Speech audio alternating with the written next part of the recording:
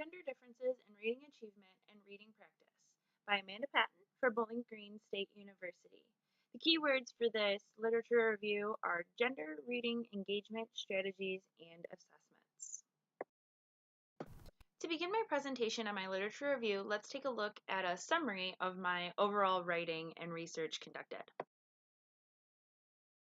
To begin my literature review, I started with my introduction. We know as educators or soon to be educators that no two students are exactly the same in their learning processes. This is a big idea when it comes to reading. And we know that there are many different factors that go into successful reading. Is gender that large of a factor in reading success that it's something that so much research and so many studies have gone into?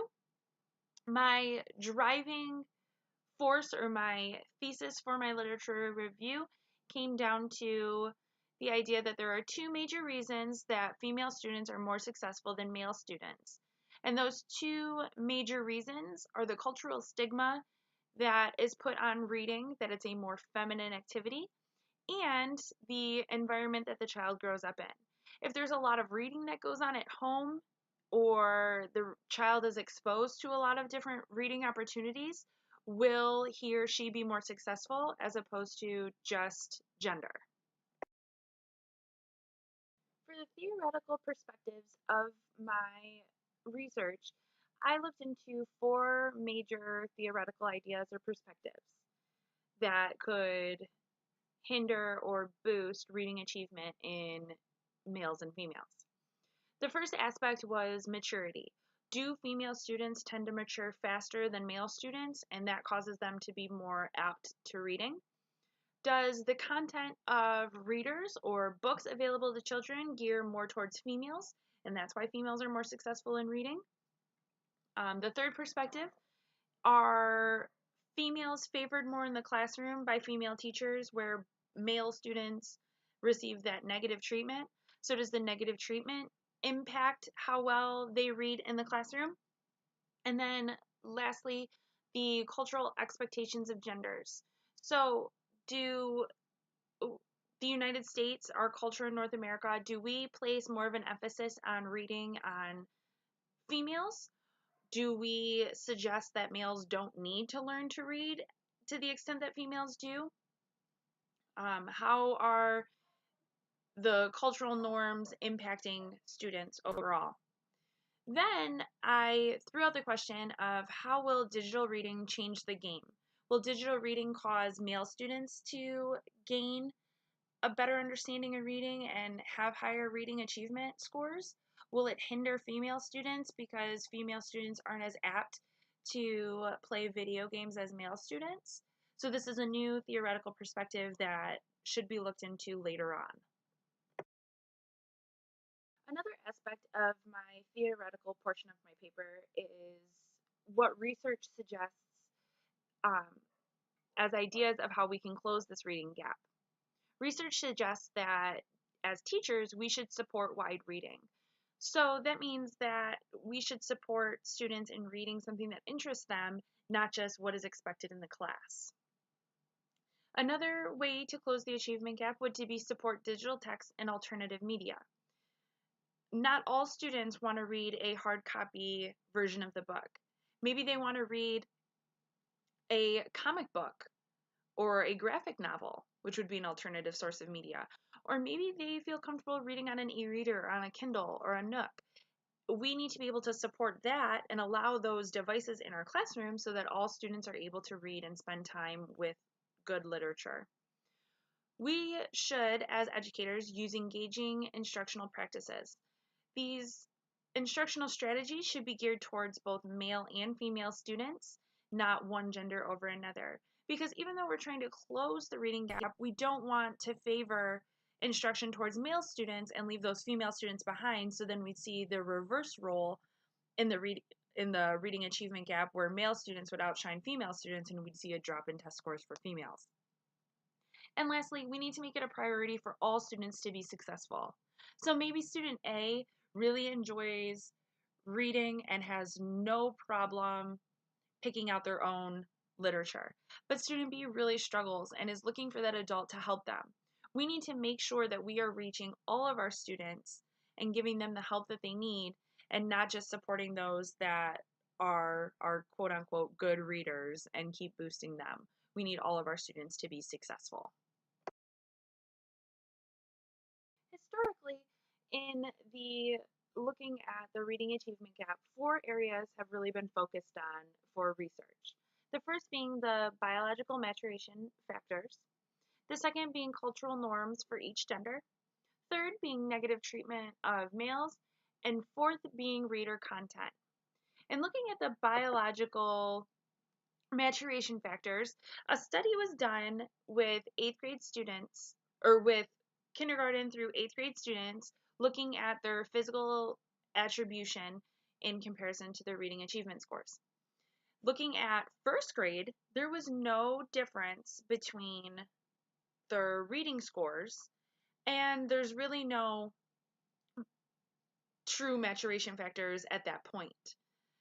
But in looking at the reading scores in comparison to their maturity, their physical maturity, wouldn't it be seen that the reading gap would close by 8th grade when everyone is caught up and has finished out maturing?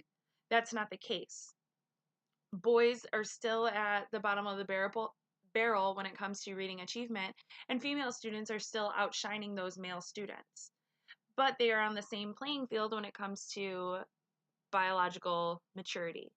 So that can't really be that big of an area. And something else to think about, wouldn't we see this in all areas? That maturation would be a factor?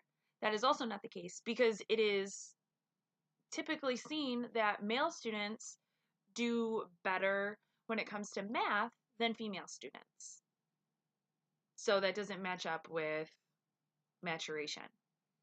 When we take a look at the idea that interest comes into play, or reader content, in 1966 and then again in 1970, researchers looked at approximately 1,300 published books. Their findings found that there was no true push for only female books or only male books, that there was an equal playing field when it came to interest levels. So that doesn't mean that there was no books that draw interest for those students. They were just choosing not to read. So we can't really look at reader content as a true factor in why female students do better on reading achievement than male students. Another focus is on the negative treatment of males in a female's classroom. If male students are receiving negative treatment from female teachers and that is affecting their reading achievement, wouldn't we see that across the board in other subject areas? That if a female teacher teaches a math class, shouldn't there be the negative treatment that factors into how well the males do on their math assessment? Again, this is not the case. We see that males do better in math, females do better in reading. And there's really not going to be that big of a difference in how a teacher treats a male in one subject as opposed to another. Yes, students tend to act differently outside of their home, but it shouldn't account for an entire reading gap in achievement. So lastly, we look at cultural norms for each gender. In a study that was done by Downing and Thomas, it was in a survey style format where the researchers showed slides that showed a gender neutral stick figure doing an activity. And the real slide that they were concerned with was the reading slide that showed the gender neutral stick figure reading a book. 1st graders looked at that and said it could be a boy or a girl hobby or activity. But as the students got older, there was that distinct difference that it was viewed as a female activity. So, as a culture, are we impressing that idea onto students that female students, or females in general, should be reading more than male students? And do we place a higher pull for male students to be more career driven and only require them to do the reading that will be suited for their career fields as opposed to leisurely reading? These four areas are the basis for the future research that I talk about in my contemporary section. In my contemporary portion of my literature review, I set up my themes by different ages. So to begin, we'll look at preschool age readers. This study looked at print awareness skills in comparison to a mother's beliefs in reading or how strongly she views reading as being important. The study found that there was no gender difference in print awareness skills. So could this be due to the fact that students are just now learning how to read so that they view print awareness as being something super important that everyone should be able to do? But it was found that students with a better understanding of print had mothers who held reading to a higher standard. How would this have been different had fathers been brought into the picture? Would we have seen a lower number of male success in print awareness because maybe their fathers don't view reading as highly as their mothers do?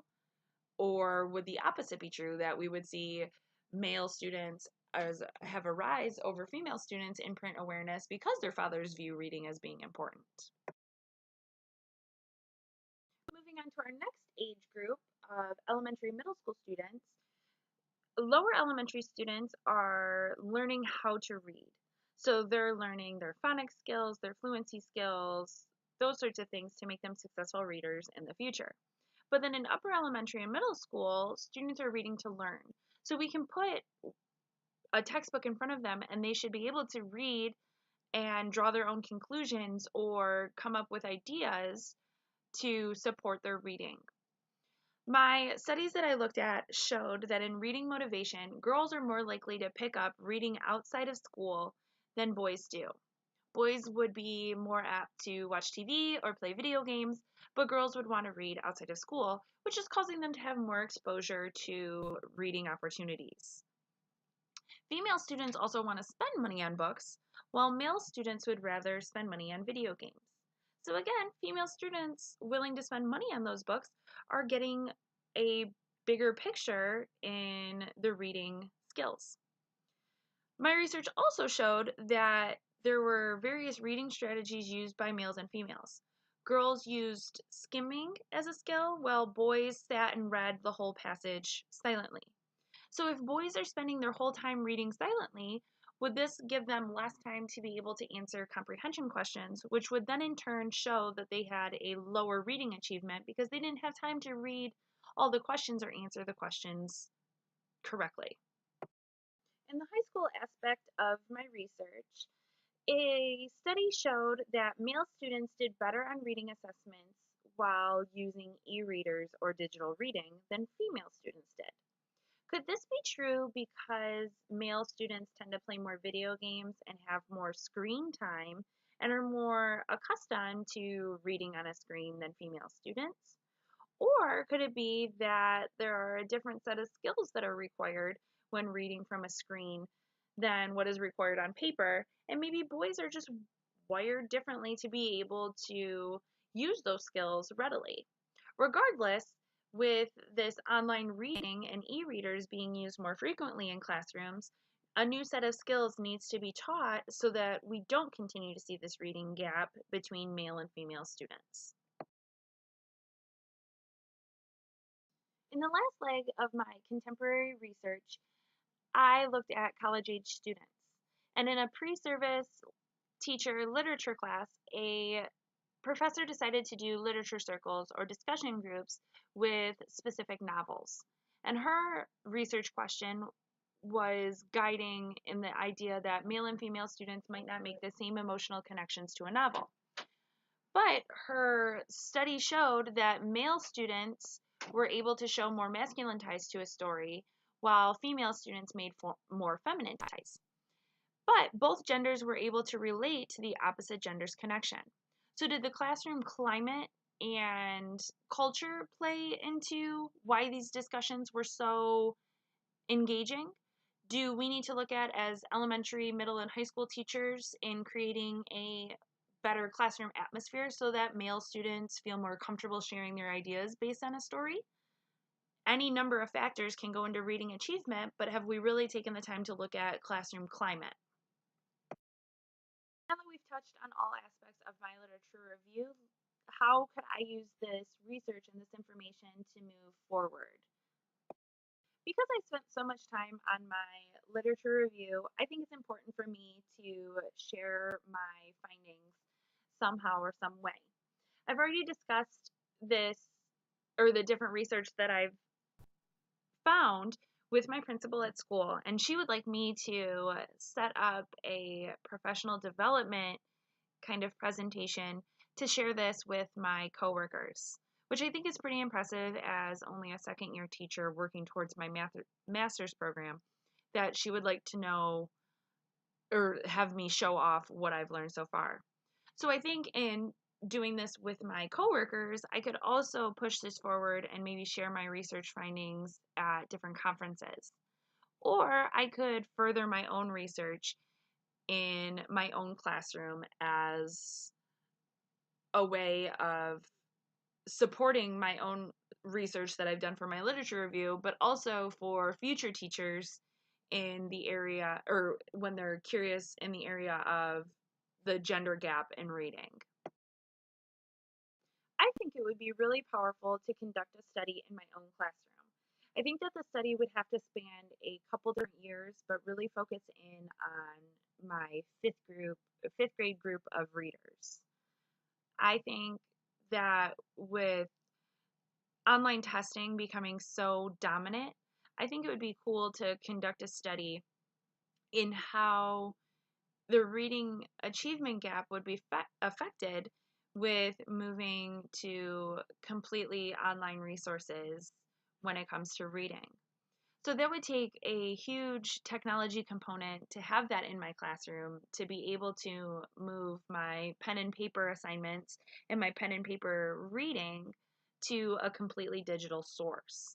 But I think that it could be set up in a way that at the beginning of the school year, I give a pre-reading test to see where my students are at.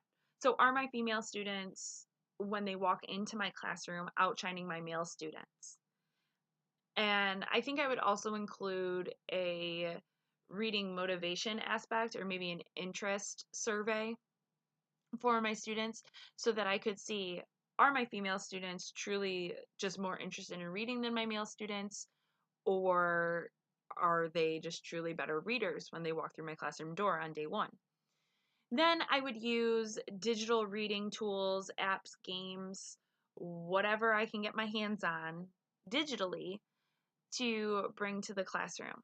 Now, this would be a huge workload for me because at my school, our reading curriculum is already set in front of us. Of course, I add to it and remove some things, but I would have to find all of this digitally or have different samples and different work that would be comparable to our current reading curriculum.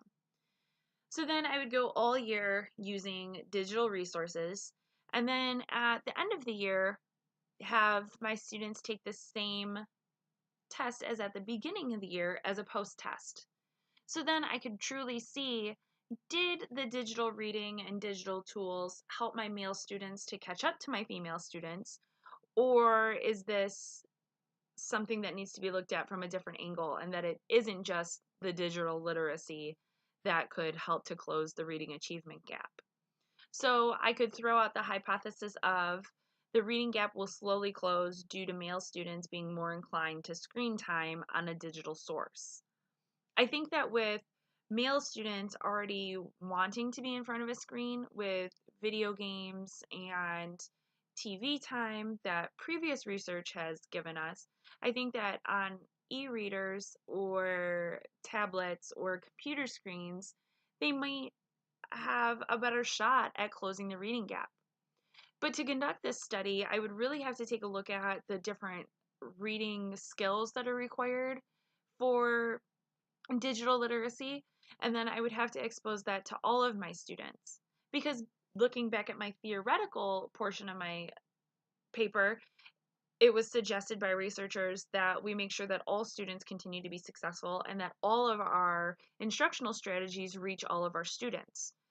So I wouldn't just favor male students over female students. I would really have to take the time to make sure that all of my students are receiving the same skill set in the same way so that there isn't a true change or true difference in how my lessons are being brought to the table.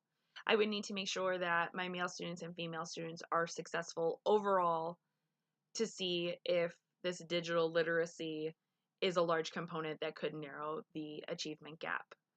I think over the next few years, as I become more comfortable in the classroom, that this study could happen within my classroom, and I would use my literature review to help fuel that. Thanks for listening.